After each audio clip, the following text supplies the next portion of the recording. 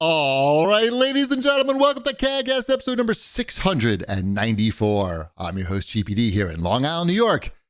As always, we're joined by a man who is not stressed out at all about anything, Wombat.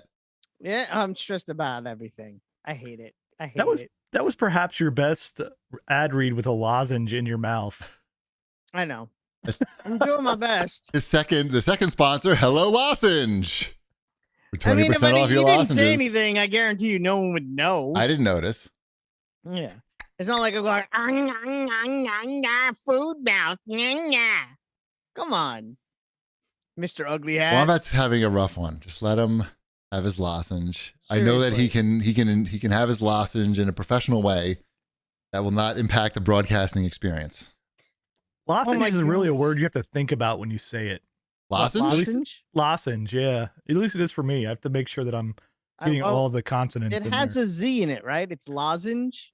Is that the proper? No, lozenge. Not that hard. It's not like wolf. That's a tough one. I know. I've heard. Anyway, Wombat, how you doing? Good. You have a sore throat? You got a sore throat or something? A little bit. Did you know that lozenge also means a rhombus or diamond shape? No. In addition to a small medicinal tablet? No. I did not know that. Yeah, see? Facts. You'd be really weird if you pointed to something and said, look at that lozenge-shaped thing there. So it's named after the shape, is what we're saying. You got it. That's what dictionary.com says. You're learning so much. The shape isn't that, though. The shape are usually like ovals. I know. They changed the shape of lozenges over time. But originally, they used to be diamond shape? They used to be diamond shaped. We wanted really was it the shape of it? You wanted that really pointy thing in your throat to clear it out? Mm-hmm.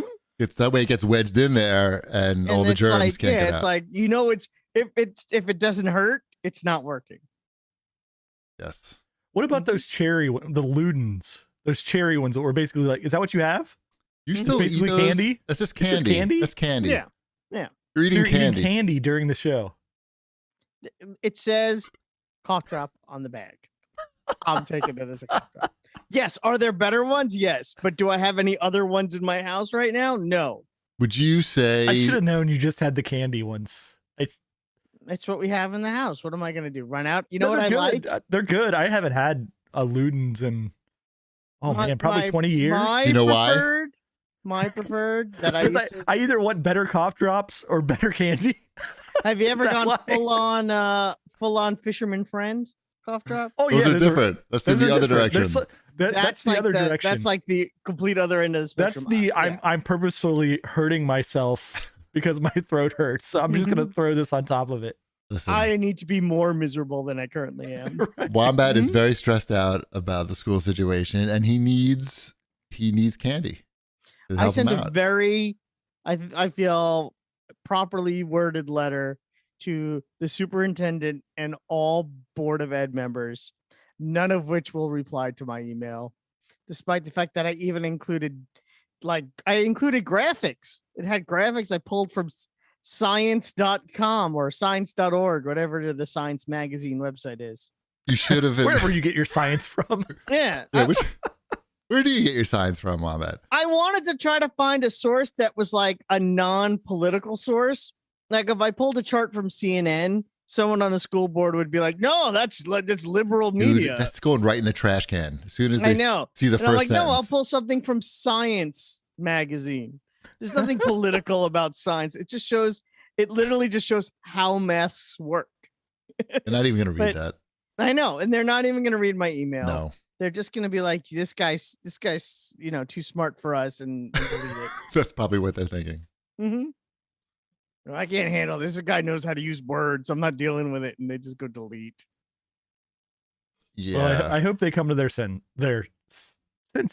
What they're doing is, because I live in Idiot Town, the school board and the superintendent knows that if they say masks are optional, and the state says masks are mandatory, they can then turn around and go, the state says it. We tried to give you what you wanted. Of course. But the state won't let us. Sure. So that's why they're doing what they... but the state hasn't said anything. No, because we're in governor transition until next Wednesday. Right. So maybe Wednesday? Yeah, because someone had to play grab ass with the interns for his whole career. Yeah. I don't know. I mean, maybe we should have been suspicious when he renamed that bridge Grab Ass Bridge, but is that how that's pronounced? Yeah, it's spelled Cuomo, pronounced Grab Ass Bridge. His dad actually has a bridge named after him. I know, that was the bridge I was referring to. No, it's not called Grab Ass Bridge. It's true. It's the Grab Ass Bridge. It's over the Hudson. Mario Cuomo Bridge. Yes. And that's actually pronounced Mario, not Mario. No. I don't know what's real anymore. Me neither. All I know is that because our governor couldn't stop playing grab ass, we got legal weed out of it. That's true. Exactly what happened. I mean, he's just he was like, maybe if I get everyone high, no one will notice. Maybe if we have a big news item for a couple of days, people forget about my career of grab assing. And you know what? It didn't work. It did not work, but the DA was like, nope, you're too grab ass. You got to go. So whatever. Right. Hopefully it'll work out. This is why I'm glad I work from home. The only person I can play grab ass with is legally bound to allow me to. I don't think that's how it works. No, I'm pretty sure that works. Was that in your vows? Yeah. Yeah. Okay. It's called a ketubah. It's a Jewish agreement that you sign when you get married. And it says grab ass, but it's in Hebrew. A ketubah? Ketubah. It's a fun word. I know. Hebrew's got a lot of fun words. Ketubah is the Jewish marriage contract. I didn't know that one. We didn't learn that one. Up right over there. I turned the camera around. You really have that? You really have something? Yeah, we have a framed ketubah. It's very nice. It costs like $1 billion. Was the grab ass part in there or no? I don't know. I didn't write it. I couldn't tell you one word that it says on there. They probably didn't put grab ass. What is Hebrew for grab ass? That's Klingon. Oh, sorry. If I wasn't Jewish, that would be offensive. Didn't you go to Hebrew school? Yeah. Give me your best Hebrew right now. Baruch atah Adonai Eloheinu melech haolam amotzi lechem min haaretz. That translates to, blessed art thou, the Lord our God, bring us forth the bread of the earth. That's all, even, going to Hebrew school, that's all we can remember is like one line prayer over objects. There's a prayer that lets you eat and a prayer that lets you drink. They're really the only two you need to know. And their words are mostly the same for both of them. That's all we got. Yep. Should we do some show feedback? We got that. That was very Jewy. Thank you. So there was a lot of controversy last week when we discussed that Raccoon Studios, because it was 20 white guys. Is it really called Raccoon Studios? It's like Raccoon something studio. I fucking hate raccoons. I know.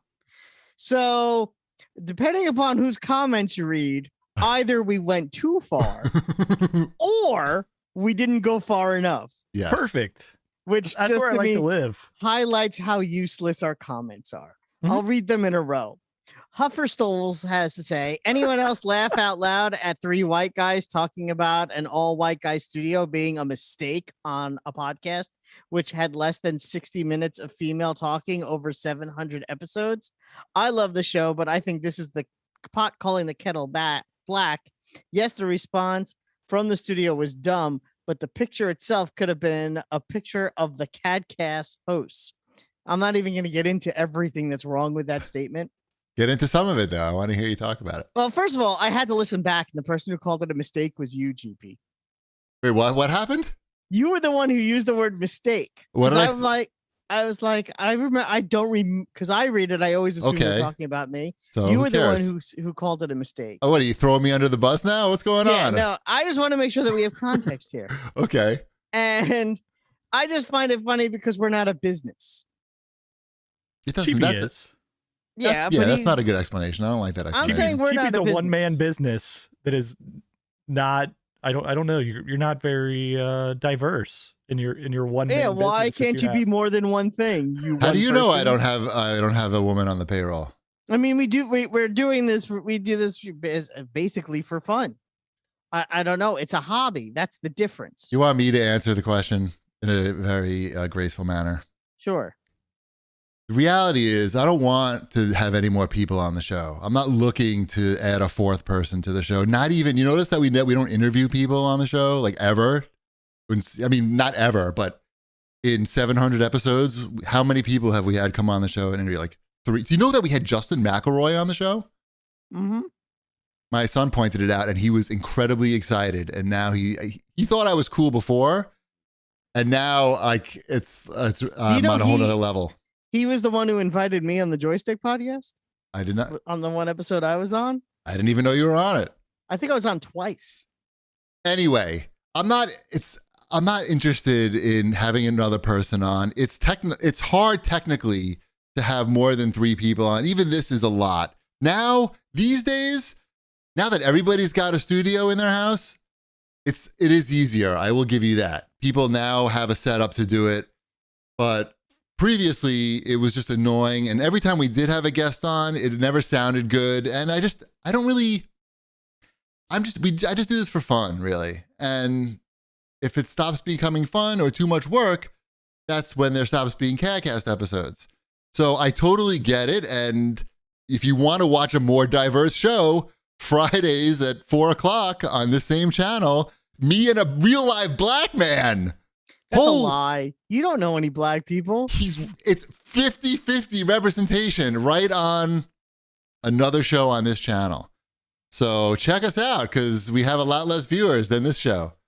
We need your support. But I get I'll take that critique with I will take it to heart. But we actually do have somebody on our social media side who is a female. Well, actually, I don't want to put out any genders. I don't have enough information. I think I don't know. Honestly, I didn't get that far. That's Thorbon's department. Let's move on to the next question. I am so confused. It's okay. Everything's great. Kiku Jirobil had to say, the issue is that they put together a team of 20 people and they ended up with 20 of the same people. Even if it was just their friends or people they knew that needed a job, why are those people white dudes? The studio needs to look at itself and realize that regardless of their best intentions, the composition of their business is the result of a broken system. It doesn't make them bad people, but they need to own their shortcomings. Making excuses for them is not going to fix the problem. Love you guys, but I really think you missed the mark on this one. I literally said the same thing that he said last week. I know. So basically, either we made too many excuses for them, or we were too critical of them and we were the pot calling the kettle black. Now, I don't know which one we were. Little of both. Probably somewhere in the middle. Probably. Which means that we probably said just the right thing. Nailed it. Right. Yeah. That just says we got it 100% right. If you offended both sides, then that means that we had the correct opinion. You know what it is for seriously, you know what it is, and I've come to realize this, after doing this show for a long time. People are not, they're doing other stuff while they're listening. They're walking somewhere, they're working on their computer. We do not have most of our listeners 100% attention. I do not even have Wombat's 100% attention right now. What was that? See? So I get it. Like you're multitasking. So people will hear one part and then not hear some other part. Or some people have selective hearing too. Anyway, I said the same thing that this guy said. What else we got? And then Robot Ninja Cat said, Wombat, this is from YouTube. Wombat's virtue signaling has gotten out of hand. We know he's a good guy. He doesn't need to demonstrate qualities that are really just the baseline of human decency on every show. I don't even know what specific thing he's pointing to. I usually don't read these before the show, but that one caught my eye and I laughed out loud hard, just sitting here by myself.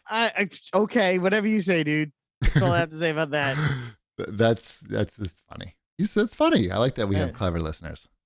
Uh-huh. Is that clever?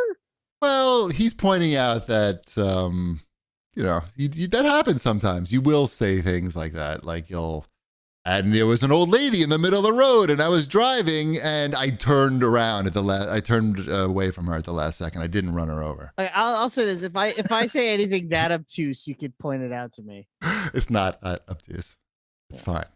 People look. By the way, in this day and age, Yes. I would say that there's like a 75% chance that 75% of our listeners do not swerve for the old lady. Our listeners. What's wrong with our listeners? Okay, fine. Of American citizens. do Our not listeners swerve are for the nice old- people. I mean, are they though? Do you Look at the do you- comments they leave us. Yeah, but if they met you face to face, they would be nice. You know, remember I told you that story about meeting Tom, the flavor engineer, Mm-hmm. in front of my house?